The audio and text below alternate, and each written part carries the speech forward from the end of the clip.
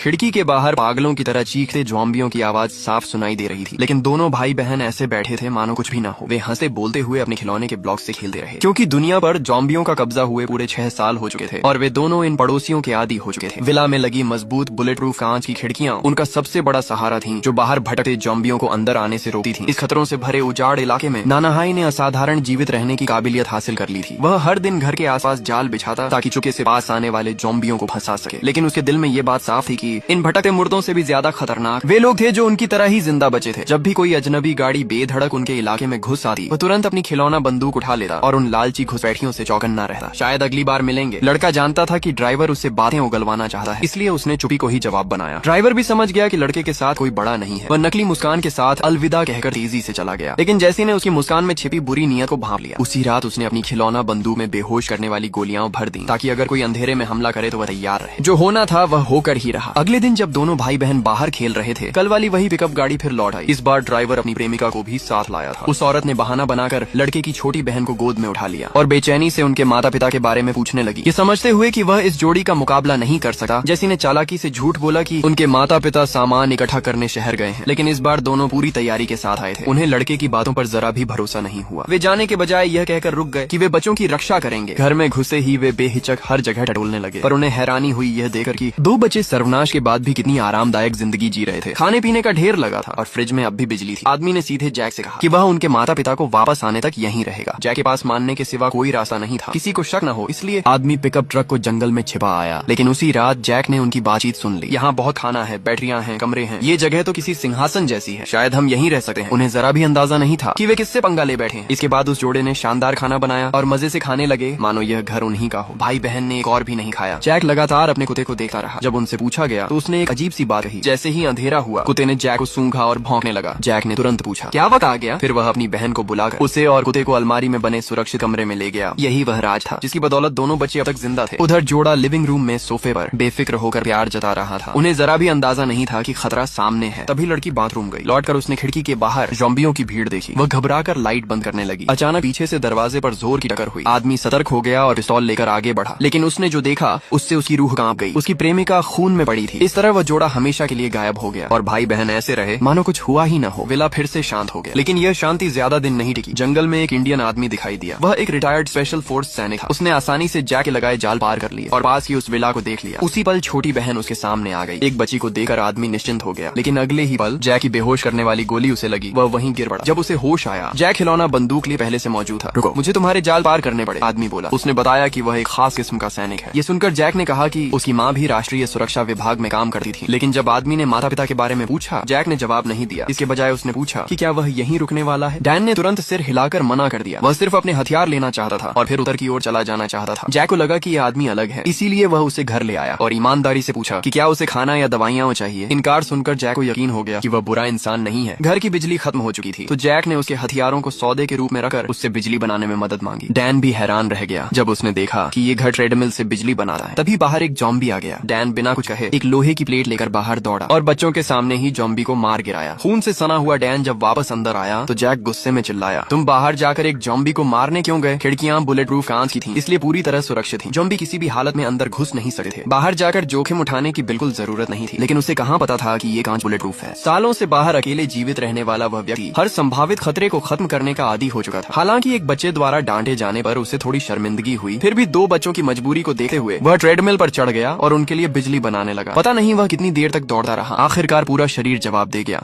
और वह जमीन पर ढेर हो गया। जब उसने दोबारा आंखें खोली तो अगली सुबह हो चुकी थी। उसने तुरंत बाथरूम जाकर नहाया। छोटी लड़की ने अपना हेयर बैंड उसे दे दिया। उधर जैक सुबह सुबह जंगल की गहराई में जा पहुंचा। उसने बाल बांधे और अपने लगाए हुए जालों की जांच करने लगा कि कहीं उन्हें नुकसान तो नहीं हुआ। अप्रत्याशित रूप से उसने एक बेहद उग्र ज़ॉम्बी को फिर पकड़ लिया, लेकिन जैक ने उसे मारा नहीं, क्योंकि उसके हिसाब से बंधा हुआ ज़ॉम्बी कोई खतरा नहीं था। वह अकेला ही उस जगह पहुंचा जहां भाई बहन की मां काम करती थी। मेज पर सेना की वर्दी में एक महिला की तस्वीर रखी थी, शायद वही उनकी मां थी। कंप्यूटर गृह सुरक्षा विभाग का विशेष उपकरण था। मेज पर कार की चाबी भी रखी थी, लेकिन दुर्भाग्य से गाड़ी स्टार्ट नहीं हुई। गैराज से निकलने के बाद वह घर के आसपास यूं ही घूमता रहा। एक कोने में बनी एक छिपी हुई कोठरी ने उसका ध्यान खींचा। वह उसे देखने ही वाला था कि गश्त से लौटे जैक ने जोर से उसे रोक दिया। रात को भाई बहन पहले की तरह सुरक्षित कमरे में नहीं गए, बल्कि बेडरूम के बिस्तर पर सोए। लेकिन जैक ने एक अजीब हरकत की। उसने खुद को हथकड़ी से बांध लिया। अगली सुबह अंधेरा अभी छुंटा भी नहीं था कि पैरों की आहट से उसकी नींद खुल गई। देखा तो जैक फिर खिलौना बंदूक उठाकर बाहर जा रहा था। वह चुपचाप उसके पीछे पीछे चल पड़ा। वे उसी जगह पहुंचे जहां जहाँ कल जॉम्बी पकड़ा गया था। उसे लगा कि वह जॉम्बी जैक की माँ है और वह एक टहनी उठाकर मदद करने ही वाला था, लेकिन जैक ने उसे ऐसा करने नहीं दिया और खिलौना बंदूक उसकी ओर तान दी। बेबस होकर उसने टहनी फेंकी और वापस विला लौट आया। उसे लग रहा था कि जैक उससे कुछ छिपा रहा है, इसलिए उसने वह दरवाजा खोल दिया जिसे कल खोल नहीं पाया था। अंदर जमीन पर एक कंबल बिछा था और दीवारों पर खून से सने हाथों के निशान डरावने लग रहे थे। स्पष्ट था कि यह जॉम्बी को कैद करने की जगह थी। तभी उसे कार के पास आने की आवाज सुनाई दी। जाकर देखा तो थोड़ी दूरी पर एक गाड़ी खड़ी थी। लगता था किसी और जीवित बचे व्यक्ति ने विला ढूंढ लिया है, क्योंकि उसके हथियार जैक के पास थे। वह रसोई में जाकर एक छोटा चाकू लेकर बचाव की तैयारी करने लगा। सामने वाला शायद अकेला ही था। वह हथियार लेकर इधर उधर देख रहा था, लेकिन घर में घुसने की कोशिश नहीं कर रहा था। इसी बीच जैक भी लौट आया, पर वह भी बर्फ पर लेट कर पास आने की हिम्मत नहीं कर सका। बेखबर बहन दूसरी मंजिल से भाई को हाथ हिलाकर बुलाने लगी। सौभाग्य से उसने समय रहते उसे रोक दिया, वरना आदमी उन्हें देख लेता। अजीब बात यह थी कि वह ज्यादा देर नहीं रुका और गाड़ी लेकर तुरंत चला गया। खतरा टल गया था। इस घटना के बाद उसने जैक से हथियार वापस मांगे। आखिर हर बार इतनी किस्मत नहीं चलती। कुछ दिनों की संगत में जैक पूरी तरह उस पर भरोसा करने लगा था, इसलिए उसने सारे हथियार लौटा दिए। रात को वह एक अभिभावक की तरह उन्हें कमरे तक छोड़कर आया। अब उसके पास हथियार थे और उसे जाना चाहिए था, क्योंकि उसके अपने काम भी थे। लेकिन उसे कुछ अजीब सी उदासी महसूस हुई। उसे चिंता थी कि भाई बहन की देखभाल कौन करेगा। उसने जैक से पूछा कि उनके माता पिता कब लौटेंगे, पर जैक ने टाल दिया, मानो कोई अनकही बात हो। आखिरकार उसने गाड़ी ठीक करने का सोचा ताकि उन्हें साथ ले जा सके। उसी समय बाहर से बहन की मदद की चीख सुनाई दी। दोनों दौड़कर बाहर पहुंचे। देखा तो कल वाला आदमी अपने साथियों के साथ वापस आ चुका था और बाहर खेल रही बहन को बंधक बना लिया था। दोनों पक्ष आमने सामने थे, लेकिन दुश्मन साफ तौर पर ताकतवर था। अचानक जंगल से गोली चलने की आवाज आई। दो लुटेरे वहीं ढेर हुए। वह तुरंत भागकर बहन को उठा लाया, लेकिन मरते मरते आखिरी बदमाश ने एक गोली चला दी। नेक्स्ट पार्ट के लिए